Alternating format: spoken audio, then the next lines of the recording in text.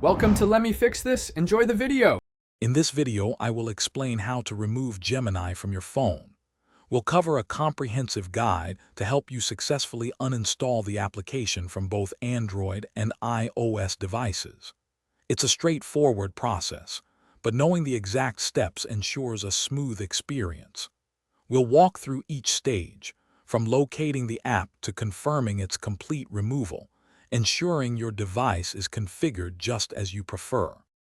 For Android users, begin by opening your device's Settings application. Scroll down to find the Apps or Applications Manager, then tap to open it.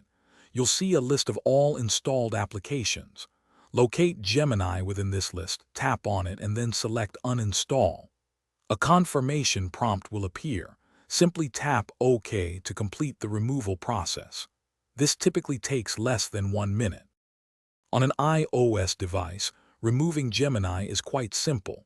Find the Gemini app icon on your home screen.